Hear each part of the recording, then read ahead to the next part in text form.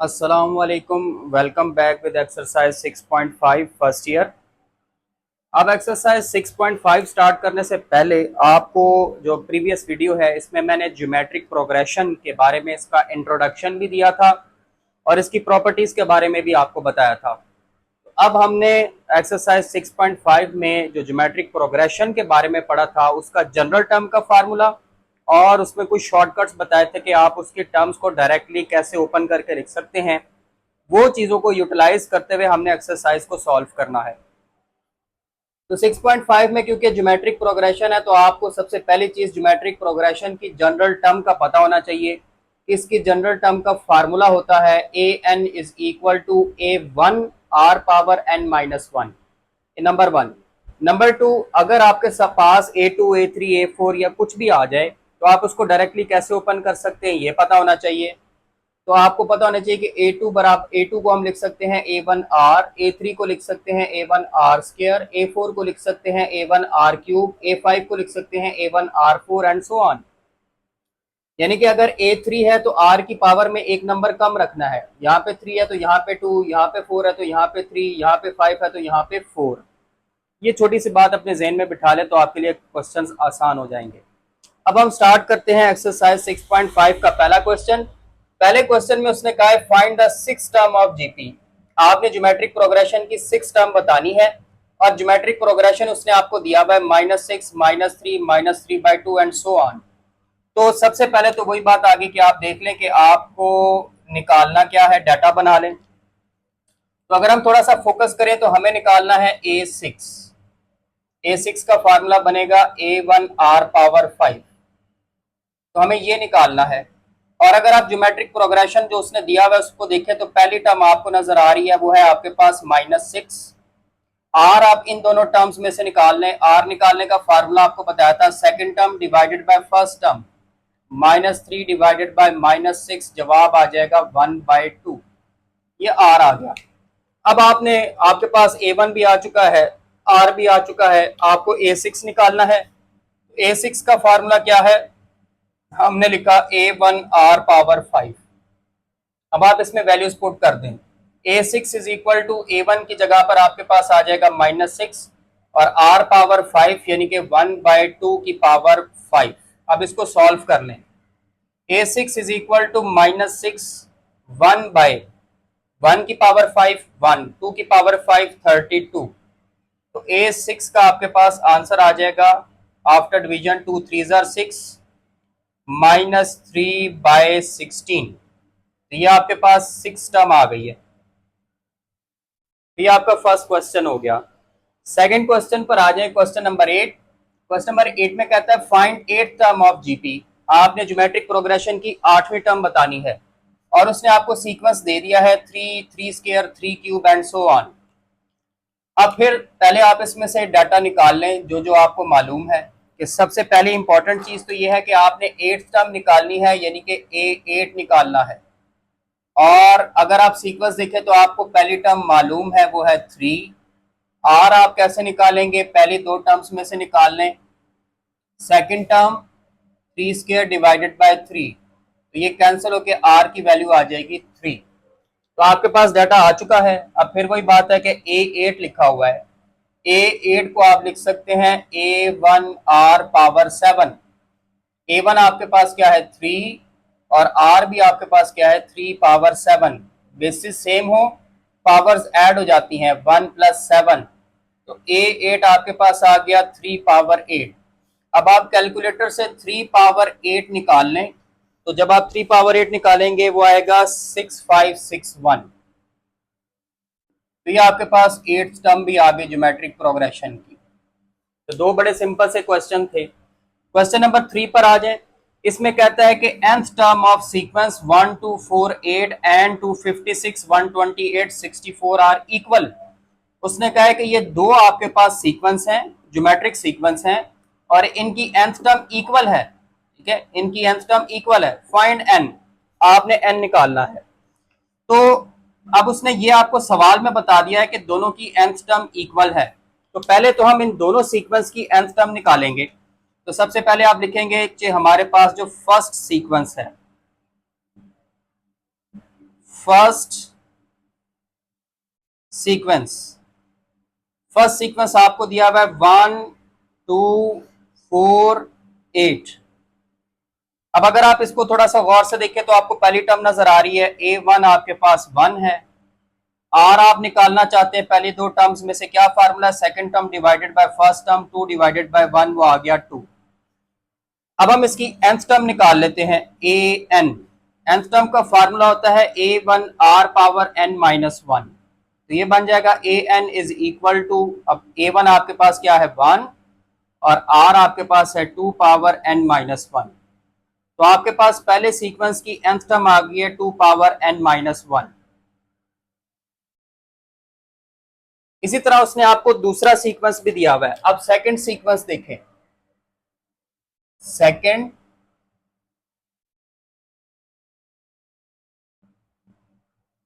Sequence, अब second sequence उसने दिया आपको 256, 128, 64 एंड सो ऑन। अब अगर आप इसमें भी थोड़ा सा गौर करें तो देखिए आपको पहली टर्म दी हुई है A1 आ गया आपके पास 256, आर आप कैसे निकालेंगे, second term divided by first term, 128 divided by 256, 128 divided by 256 करेंगे तो आपके पास आंसर आएगा 1/2। यह आ गया आर, A1 भी आ गया, आर भी आ गया। इसकी nth टर्म को a डैश n कह लें, फार्मूला वही है A1 r power n minus 1। A1 की जगह पे आ जाएगा 256 और r की जगह पे आ जाएगा 1/2 पावर n माइनस 1। अब ये जो 256 है ये आपकी 2 की पावर 8 है, 2 पावर 8 निकालें तो 256 आता है, और अगर आप इस 2 को ऊपर लेकर आए 2, तो ऊपर लाने से क्या होगा, पावर का साइन चेंज हो जाएगा, माइनस n प्लस 1 बन जाएगा। ठीक है, जब इसका रेसिप्रोकल करेंगे ऊपर लाएंगे तो पावर के साइन चेंज हो जाएंगे। अब फिर वही बात है कि बेसिस सेम है, पावर z हो जाएंगी 8 माइनस n प्लस 1, तो यहां पर आपके पास जो nth टर्म आएगी वो आएगी 2 पावर 9 माइनस n। ये आपके पास सेकंड सीक्वेंस की nth टर्म आ गई है। अब उसने कहा दोनों की nth टर्म इक्वल है, nth टर्म्स आर इक्वल।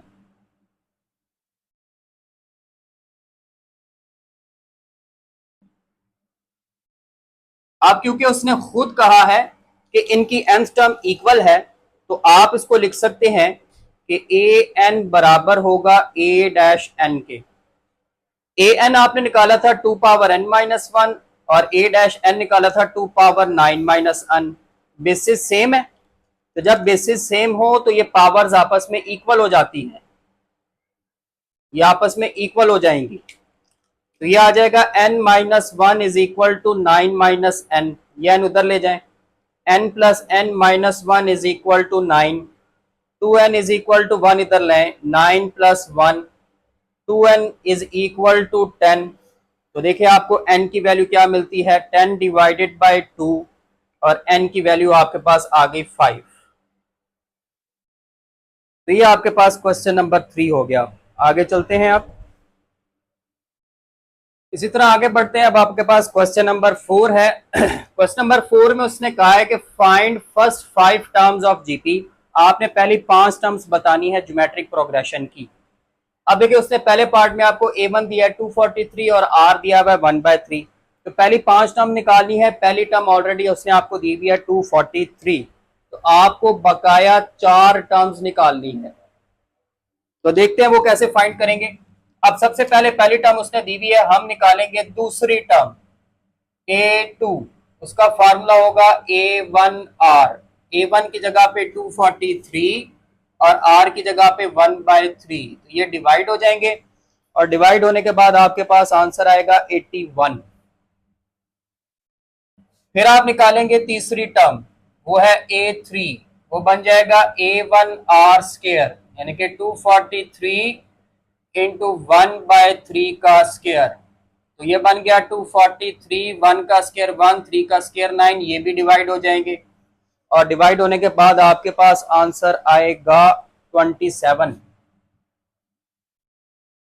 इसी तरह अब आप चौथी टर्म निकालेंगे, वो है A4 बन जाएगा A1R³ 243 इंटू 1/3 का क्यूब, ये बन गया 243, 1 का क्यूब 1 और 3 का क्यूब कितना बनता है जी 27। अब ये भी डिवाइड हो जाएंगे और आंसर क्या आएगा आपके पास, वो आंसर आएगा आपके पास 9। और एट द एंड पांचवी टर्म A5 A1R⁴ ये बन जाएगा 243 इंटू 1/3 की पावर 4, 243 इंटू 1/3 की पावर 4 कितना आएगा 81। ये भी डिवाइड हो जाएंगे, आंसर आ जाएगा 3। तो ये आपने पहली 5 टर्म्स बता दी हैं। अब दूसरे पार्ट पर आ जाएं। दूसरे पार्ट में भी उसने आपको यही कहा है कि आपने पहली 5 टर्म बतानी है। A1 दिया हुआ है 576 और R दिया हुआ है -1/2। तो फिर पहली टर्म तो दी हुई है, बात शुरू करेंगे दूसरी टर्म से। A2 का फार्मूला आपके पास बनेगा A1R। A1 है 576 और R है आपके पास -1/2। तो ये मेरे ख्याल से डिवाइड हो जाता है। डिवाइड होने के बाद 576 है या 579 है, एक मिनट, ये जो वैल्यू दी हुई है ना 576 नहीं है 579 है, यहां पर भी 579 कर दें। अभी आप डिवाइड करेंगे ना तो डिवाइड होते नहीं है, ये -579 डिवाइडेड बाय 2 आता है। इसका आप पॉइंट्स में आंसर निकाल लें और पॉइंट में आंसर आपके पास आता है -289.5। इसी तरह अब आप निकालेंगे तीसरी टर्म A3, वो बन जाएगी A1R², 579 इंटू -1/2 का स्केयर, 579, अब स्केयर की वजह से माइनस खत्म हो गया, 1/4 आ गया, 579 डिवाइडेड बाय 4। ज्यादा से ज्यादा आप इसको पॉइंट्स में चेंज कर लें तो A3 का आपके पास आंसर आ रहा है 144.75। इसके बाद आप निकाल लें फोर्थ टर्म A4, वो बन जाएगा A1R³ 579 इंटू -1/2 का क्यूब, 579, अब क्यूब की वजह से माइनस खत्म नहीं होगा, -1/8। तो आपके पास A4 आ रहा है -579 डिवाइडेड बाय 8। इसका आंसर माइनस में आ जाएगा A4 का, और वो आएगा -72.375। और एट द एंड आप निकालेंगे A5, ये बन जाएगा A1R⁴। A1 आपके पास 579 इंटू -1/2 की पावर 4, 579 पावर 4 है तो माइनस खत्म हो जाएगा और ये कितना आ जाएगा 16। तो A5 आपके पास आ रहा है 579 डिवाइडेड बाय 16, इसको आप पॉइंट्स में चेंज कर लें तो 36.18। तो ये आपके पास 5वीं टर्म आ गई। तो ये हमने 5 टर्म्स बतानी थी। अब आप आ जाए क्वेश्चन नंबर 5 पर। क्वेश्चन नंबर 5 में कहता है फाइंड 12th टर्म, आपने 12वीं टर्म बतानी है और ये उसने सीक्वेंस आपको दिया हुआ है 1 + आयोटा 2 आयोटा -2 + 2 आयोटा। अब ये किस तरह से आप सॉल्व करेंगे। अब आपने निकालना क्या है, सबसे पहले तो ये ज़हन में रखिएगा, हमने फाइंड करना है A12 और हमें दिया क्या क्या हुआ है। पहली टर्म है हमारे पास A1 = 1 + आयोटा, और अगर आप R निकालेंगे इन दोनों में से तो कैसे निकालेंगे, second term divided by first term. अब ना ये एक रूल है कि जब भी कम्प्लेक्स नंबर डिनोमिनेटर में आता है, 1 + आयोटा डिनोमिनेटर में आ रहा है, तो आप इसके कॉन्जुगेट से मल्टीप्लाई डिवाइड करेंगे, यानी कि इसमें R को आपको सॉल्व करना पड़ेगा। तो वैसे तो R हमारे पास आ रहा है 2/1 + आयोटा, 2 आयोटा ओवर 1 + आयोटा। अब नीचे जो 1 + आयोटा है इसके कॉन्जुगेट कैसे आएगा, 1 - आयोटा आएगा। कॉन्जुगेट कैसे लेते हैं, ये जो आयोटा वाला नंबर होता है इसका साइन चेंज कर लेते हैं। 1 + आयोटा है तो 1 - आयोटा इसका कॉन्जुगेट बनेगा, आप इसके कॉन्जुगेट से मल्टीप्लाई डिवाइड कर देंगे। तो R की वैल्यू आपके पास क्या आ जाएगी, 2 आयोटा को मल्टीप्लाई करें, 2 आयोटा -2 आयोटा स्क्वायर, और नीचे देखिए A + B A - B 1 square - iota square. R 2 common ले लें, आयोटा माइनस आयोटा स्केयर, और नीचे 1 minus iota square. r is equal to 2 into iota minus iota square की वैल्यू होती है -1, 1 माइनस आयोटा स्केयर की वैल्यू होती है -1, तो ये बन जाएगा 2 into iota plus 1 divided by 1 plus 1। r is equal to 2 into iota plus 1 divided by 2, 2 से कैंसल, r की वैल्यू आ जाएगी आयोटा प्लस 1। ये अब आपका r है। अब हमने क्या निकालना है, 12th टर्म। तो 12th टर्म का फार्मूला क्या बनेगा, a1 r power 11। Values put करें। a1 आपके पास क्या है, a1 है हमारे पास 1 प्लस आयोटा, और r भी आपका आयोटा प्लस 1 है पावर 11। ये आयोटा प्लस 1 जो लिखा हुआ है इसको आप लिख सकते हैं 1 प्लस आयोटा। अब देखिए बेसिस सेम है तो पावर्स ने ऐड हो जाना है। So a12 is equal to 1 plus iota की पावर 12। हम ना पावर को तोड़ लेते हैं, 1 प्लस आयोटा स्केयर और बाहर लगा देते हैं 6, 6 2 12 भी बनता है। अब यहाँ पे होल स्केयर का फार्मूला ओपन करें, a का स्केयर b का स्केयर प्लस 2ab पावर 6 1। अब आपको पता है आयोटा स्केयर की वैल्यू -1 होती है, तो आयोटा पावर 6, तो ये बन जाएगा आपके पास 1 माइनस 1 प्लस 2 आयोटा पावर 6, 1 1 से कैंसल, तो 2 आयोटा की पावर 6। अब 2 की पावर 6 कितना आएगा, 2 की पावर 6, मैं एक मिनट देख लूं, मैं भी भूला हूं। तो हमारे पास 2 की पावर 6 आ जाएगा 64, और ये बन जाएगा आयोटा की पावर 6। अब ये जो आयोटा की पावर 6 है इसको ब्रेक कर लें, 64 इसको लिख लें आयोटा स्केयर का क्यूब, 3 2 6 हो जाएगा। आयोटा स्केयर किसके इक्वल होता है, -1। अब -1 का क्यूब ले तो -1 ही आएगा, तो आंसर आ जाएगा -64। तो ये आपकी 12th टर्म आ गई है, दैट इज -64। तो ये हो गया आपका क्वेश्चन नंबर 5।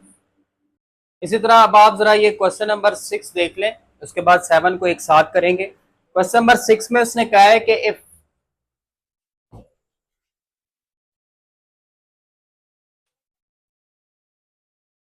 अच्छा, अब जरा पहले आप क्वेश्चन नंबर 6 देख लें, फिर 7 को एक साथ करेंगे। क्वेश्चन नंबर 6 में उसने कहा है कि if 4th and 9th term of GP are 54 and 13 122। इसका मतलब ये है कि 4th टर्म आपके पास जो है वो 54 है, और 9th टर्म जो है वो आपके पास ये 13 122 है।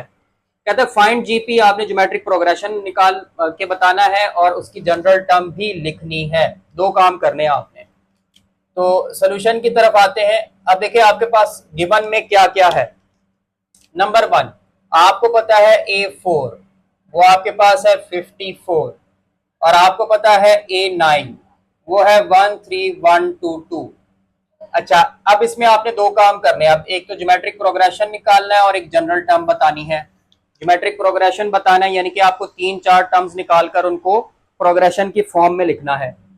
तो पहले तो आप इनको सॉल्व करके A1 और R निकालेंगे, जो इसका प्रोसेस होगा। आपको पता है A4 को लिख सकते हैं A1 R क्यूब, ये आ गया आपके पास 54, इसको नाम दे लें इक्वेशन 1 का। और ये जो A9 है इसको लिख सकते हैं A1 R पावर 8, ये बन जाएगा 13 122, इसको आप नाम दे दें इक्वेशन 2 का। अब हम A1 या R कैसे निकालेंगे, आप इक्वेशन 2 को इक्वेशन 1 से डिवाइड कर दें। आप लिखिए equation 2 divided by equation 1। Equation 2 को ऊपर रखें, A1 R power 8 left hand side ऊपर, इसकी लेफ्ट हैंड साइड नीचे, A1 R पावर 3 13122 ऊपर और 54 नीचे। A1 से गया, यहां से 3 R चले गए तो R पावर 5 बचा, यहां पे रह जाएगा 243। यस, अब ये जो 243 है इसको आप लिख सकते हैं 3 की पावर 5। ठीक हो गया, तो 243 को आप लिख सकते हैं 3 की पावर 5। अब पावर सेम है तो इसका मतलब R की वैल्यू आपके पास क्या आ गई है, वो आ गई है 3। अब इस R की वैल्यू को आप किसी एक इक्वेशन में पुट कर दें, 1 में पुट कर दें। Put in equation one. Equation one में आर की जगह पे 3 पुट करें तो क्या आएगा, ये बन जाएगा A1 3 power 3 is equal to 54।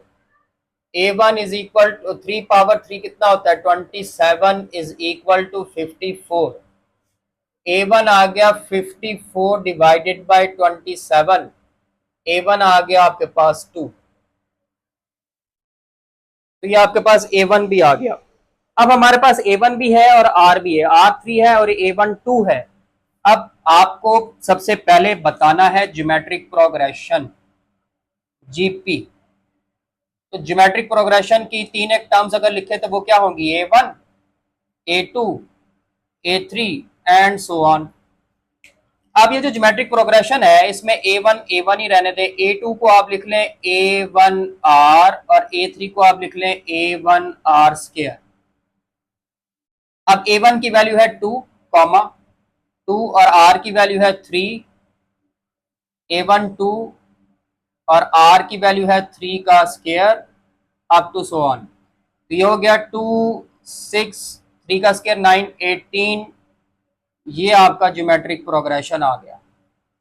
अब आपने बतानी है इसकी जनरल टर्म।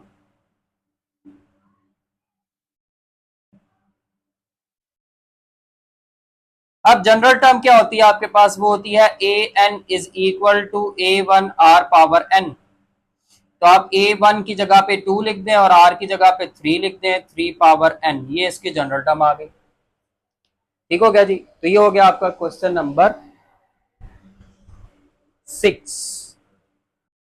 अब क्वेश्चन नंबर 7 सॉल्व करते हैं और क्वेश्चन नंबर 7 में उसने कहा है कि if A B C D are in GP, कि अगर ए बी सी डी आपके ज्योमेट्रिक प्रोग्रेशन में हो तो 3 पार्ट्स दिए हुए कि A minus B minus A C minus A ये ज्योमेट्रिक प्रोग्रेशन में है, ये प्रूव करें।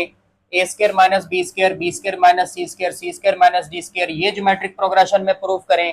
और A square plus B square plus C square plus D square ये ज्योमेट्रिक प्रोग्रेशन में है, ये प्रूव करें।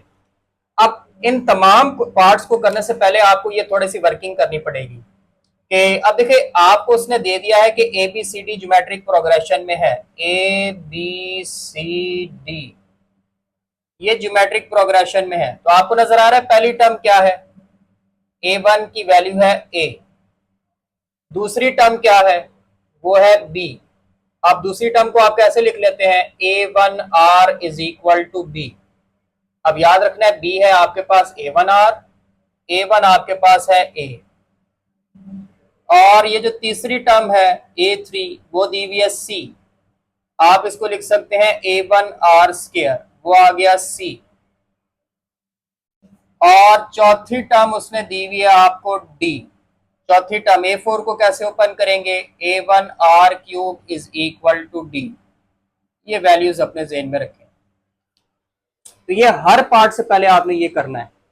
अब देखिए आपने प्रूफ करना है कि a minus B minus C minus A ये ज्योमेट्रिक प्रोग्रेशन में है। तो सबसे पहला काम ये करते हैं कि ये इनकी वैल्यूज निकाल लेते हैं। सबसे पहले आपके पास लिखा हुआ है a माइनस बी। अब a की जगह पे आ जाएगा a, माइनस बी की जगह पे क्या आ जाएगा A1R, a की जगह पे आ जाएगा A1 और b की जगह पे आ जाएगा A1R। तो आप अगर इसमें से A1 कॉमन ले लें तो पीछे रह जाता है 1 माइनस आर। तो A माइनस बी की वैल्यू आ गई है 1 माइनस आर। फिर दूसरे नंबर पे आपको दिया हुआ है B माइनस सी। बी की वैल्यू है A1R और सी की वैल्यू है A1R स्क्वायर। आप इसमें से भी A1 कॉमन ले लें तो पीछे रह जाएगा 1 माइनस आर स्क्वायर। ये आ गई आपके पास B माइनस सी की वैल्यू। इसी तरह अब आप निकाल लें C माइनस ए की वैल्यू। C की वैल्यू है A1R स्क्वायर और D की वैल्यू है अच्छा B माइनस सी, यानी C माइनस ए। C की वैल्यू है A1R स्क्वायर और A की वैल्यू है A1। अगर आप A1 कॉमन निकाल लें तो R स्क्वायर माइनस 1, ये आपके पास C माइनस ए आ गया। ठीक हो गया जी। तो ए माइनस बी, हाँ यहाँ पे गलती हो गई है, सी माइनस डी है। सी माइनस डी प्रूव करना है कि आपने ज्योमेट्रिक प्रोग्रेशन में, यहाँ पे डी आएगा। तो डी की वैल्यू आपके पास क्या है, A one R Q. A one common लेंगे तो आपके पास क्या आ जाएगा, बल्कि एक और चीज देखें कि यहां से ए वन आर कॉमन आ रहा है, गलत हो गया, ए वन भी कॉमन आ रहा है, आर भी, ए वन आर कॉमन लेंगे तो वन माइनस आर बचेगा, और यहां से A one R square common आ रहा है, ए वन आर स्केयर, तो यहाँ पे भी वन माइनस आर बचेगा। तो ये आपने थोड़ा सा ना इनकी वैल्यूज निकाल लेनी है। अब हमने साबित करना है कि ये ज्योमेट्रिक प्रोग्रेशन बना रहे हैं, तो आप क्या करें, पहले इन दोनों की कॉमन रेशो निकालें, यानी कि दूसरी term divided by first term, b minus c divided by A minus b, b minus c divided by A minus B minus c divided by A minus b. हम कह लेते हैं कि ये जो इसकी कॉमन रेशियो है ना वो R1 है। अब b माइनस सी की वैल्यू आपने क्या निकाली है, b माइनस सी की वैल्यू ये निकली हुई है, A one R into one minus R, A one R into one minus R divided by A minus B की वैल्यू क्या निकाली हुई है, A one into one minus are is equal to R1। अब आप देखिए ये वन माइनस आर से ए वन से कैंसल, तो आपके पास R आ रही है R1 की वैल्यू, या R1 की वैल्यू R आ रही है। अब आप इन दोनों की कॉमन रेशो निकालें, दूसरी और तीसरी टर्म की, second term divided by first term या third term divided by second term. तो हम निकाल लेते हैं c minus D divided by b minus C, इसको कह लेते हैं R2। c माइनस डी की वैल्यू, c माइनस डी की वैल्यू ये लिखी हुई है, A one R square into one minus R, और b माइनस सी की वैल्यू ये लिखी हुई है, A one R into one minus are is equal to R2। ये इससे कैंसल, ये इससे कैंसल, एक आर से कैंसल, तो आप देखें R2 की वैल्यू भी R आ रही है, R1 बराबर आ गया है R2 के, इसका मतलब कि ये ज्योमेट्रिक प्रोग्रेशन में है। Hence A minus b, b minus c, c minus d are in GP. अब आप आ जाए पार्ट नंबर सेकंड पर। इसमें अब आप पहले इनकी वैल्यूज निकालेंगे। सबसे पहले किसकी वैल्यू निकालेंगे, ए स्केयर माइनस बी स्केयर की। अब ए हमारे पास, ए की वैल्यू हमने निकाली थी वो थी A1, और बी की वैल्यू जो हमने निकाली थी, बी की वैल्यू थी हमारे पास A1R। तो ये बन जाएगा A square minus B square is equal to A1 square minus A1 square R square. क्या कॉमन आ रहा है, A square minus B square, A1 square common आया तो पीछे बचा हमारे पास वन माइनस आर स्केयर। ये आपके पास A square minus B square आ गया। अब दूसरी वैल्यू निकाले, B square minus C square. B की वैल्यू आपको वो शुरू में हमने निकाली थी, वो है ए वन आर का स्केयर माइनस सी की वैल्यू है ए वन आर स्केयर का स्केयर। तो B square minus C square बन जाएगा A one square R square minus A one square R power 4।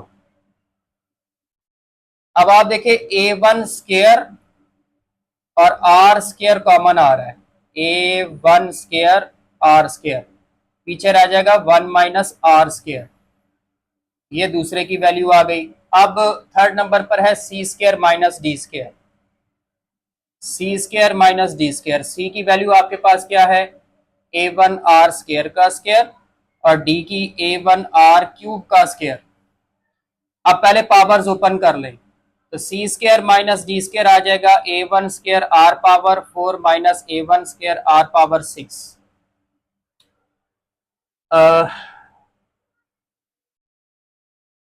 अब यहां से क्या क्या कॉमन आ रहा है, A one square R power, A one square R power 4 common आ रहा है, तो यहाँ पे बचेगा वन माइनस आर स्केयर।